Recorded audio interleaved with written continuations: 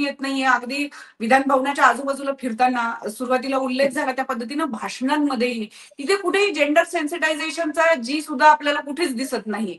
तर गीताली ताई, नेतृत्व आणि हे दोन्ही मुद्दे याच्यात आता प्रशांत सरांचं अगदी स्वागत करते मी. मला खूप आनंद झाला या सगळ्या चर्चेमध्ये प्रशांत सर आहेत म्हणून.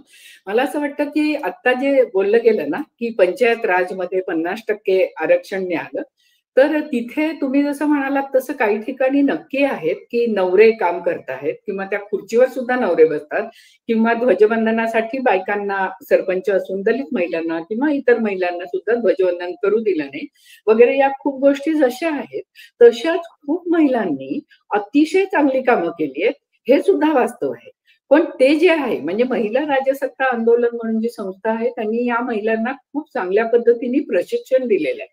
त्यांचं नेतृत्व चांगलं घडवण्याचे खूप प्रयत्न चालू आहेत आणि महिला खूप संवेदनशीलपणे आणि अतिशय धाडसाने बऱ्याचशा गोष्टी करता आहेत, पण त्या पुढे येत नाही. म्हणजे सतत असं येतं की या आरक्षण मिळालेल्या महिला लांब लांब मंगळसूत्री घालतात, चांगल्या चांगल्या साड्या नेसतात आणि नुसत्या मिरवतात, त्यांना काही राजकारणातलं कळत नाही.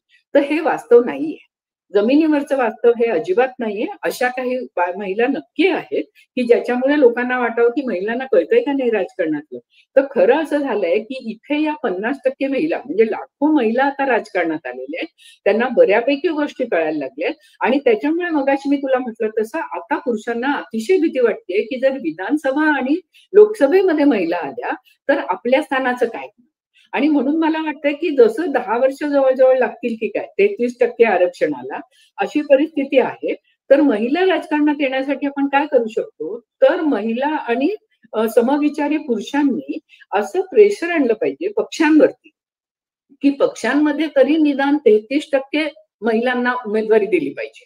महिलांना काही काही बाबतीत जे आपण बोललो की आर्थिक त्यांच्याकडे खूप नाहीये, त्यासाठी त्यांना आर्थिक मदत केली पाहिजे. म्हणजे महिलांनी पुढे येण्यासाठी. आणि आता तू म्हणालीस तसं की पक्षीय राजकारणामध्ये पक्षांतर्गत सर्व पक्षांमध्ये उमेदवारांचं जेंडर सेन्सिटायझेशन झालं पाहिजे. म्हणजे जे सरकारी पातळीवर पोलीस, न्यायाधीश यांचं पूर्वी तर खूप मोठ्या प्रमाणावर होत होतं, हल्ली माझ्या मते ते खूप कमी झालंय. तर जेंडर सेन्सिटायझेशन हा तर अतिशय महत्वाचा मुद्दा आहे. आणि मगाशी प्रशांत सर म्हणाले की महिला खासदार, महिला आमदार हे म्हणायची काही गरज नाही. तर खरं सर ती एक आदर्श सिच्युएशन आहे की हे म्हणायची गरज नाही. पण आज एका अर्थाने काही वेळेला हे म्हणायला का लागतं किंवा आपल्याला ही टक्केवारी सारखी का बघायला लागते, कारण आपल्याला दिसतं की परिस्थिती खूप वाईट आहे म्हणजे महिलांच्या संदर्भात. त्याच्यामुळे महिलांची संख्या वाढणं हे सर्वात महत्वाची गोष्ट पहिली आहे. आणि प्रशिक्षणाच्या संदर्भात सर म्हणाले तसंच आहे की थोडंसं ठीक आहे काहीतरी प्रशिक्षण, पण ऍक्च्युअल माणसांमध्ये उतरल्यानंतर, माणसांचे प्रॉब्लेम्स कळल्यानंतर महिला सुद्धा त्या पद्धतीने नेतृत्व करू शकतात. तर इथे कुठेतरी क्षमतेचा जो प्रश्न, मगाशी मी तुला म्हटलं तसं ही व्यवस्था क्षमतेचा मुद्दा काढते की पुरुष सक्षम आहे गृहीत धरते आणि महिलांच्या सक्षमतेविषयी प्रश्नचिन्ह आहे. तर हे कुठेही खरं नाहीये की जिथे महिला जातील तिथे त्या व्यवस्थित सगळं करू शकतात.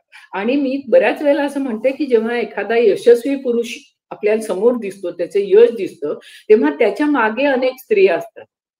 याच्या विरुद्ध जेव्हा यशस्वी बाई दिसते एखादी, तेव्हा तिच्या समोर अडचणींचा डोंगर उभा असतो आणि तो क्रॉस करून ती आलेली असते. म्हणजे तिचं जे यश दिसतं ते खरं म्हणजे खूप जास्ती आहे आणि पुरुषाचं जे दिसतं ते त्याचं स्वतःच खूप कमी आहे. आणि याला व्यवस्था जबाबदार.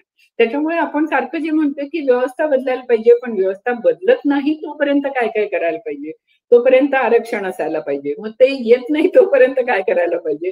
तर जनतेचा एक मोठा रेटा असला आणि म्हणून जनतेलाच वाटायला पाहिजे ना की अरे आता जे पुरुष राजकारण करतात ते भयानक आहे, आम्हाला हे राजकारण चालणार नाही. आपली लोकशाही जर टिकायची असेल तर तिथे स्त्रिया जास्तीत जास्त यायला पाहिजे.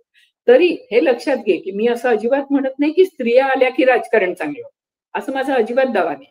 कारण स्त्री म्हणजे चांगली, पुरुष म्हणजे वाईट असं स्त्रीचं वेळ म्हणत नाही. व्यवस्था दोघांनाही वाईट माणूस घडवते. शब्द आहे हे पण सांगायला हवं. हो, कारण त्याच्यामुळे असं आहे की व्यवस्था या स्त्रियांना आणि पुरुषांना माणूसपणापासून लांब नेते.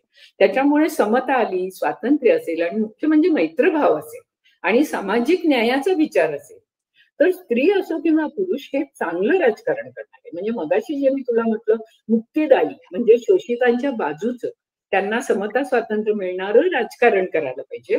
आणि हे राजकारण स्त्री काय आणि पुरुष काय, खरं म्हणजे दोघांनी करायला पाहिजे. पण आता वेळ आली आहे पुरुषांना बजावून सांगण्याची की तुमच्या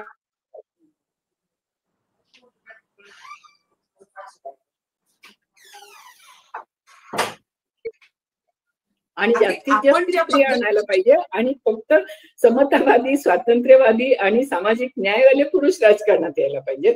आणि असं झालं तरच राजकारणाचा पोत सुधारणार आहे, असं झालं तरच सामाजिक कार्यकर्ते राजकारणात येणार आहे. पण ते अंडा आधी का कोंबडी आधी सारखं आहे. म्हणजे तुम्ही आधी राजकारण सुधारणार मग आम्ही येणार, का तुम्ही यान मग राजकारण सुधारा. तर या दोन्ही पद्धतींनी खूप एकूण प्रॉब्लेम्स आहेत आजच्या राजकारणामध्ये, हे समजून घेऊया. आणि ते प्रॉब्लेम्स दूर होण्यासाठी म्हणून स्त्री पुरुष समता आणि LGBTI, आता आपण हिचं बघितलं असेल की काय पद्धतीने तिला ट्रोलिंग झालं होतं. तर या पद्धतीने आपल्याला विचार करायला पाहिजे की चांगलं माणूस सगळ्यांनी व्हायला पाहिजे आणि त्यासाठी चांगलं राजकारण असण्याची खूप मोठी गरज आहे. आणि मग याच्यासाठी स्त्रियांनी काय काय करायला पाहिजे, कशा कशा पद्धतीने त्यांनी सुरक्षिततेचा हार बाऊ न करता कुठेतरी त्याच्याविषयी सजग राहायला पाहिजे. कुठेतरी त्यांनी आपल्या चारित्र्य हननाविषयी फार सेन्सिटिव्ह न राहता, त्या अर्थाने म्हणते चांगल्या अर्थाने सेन्सिटिव्ह न राहता त्यांनी त्याला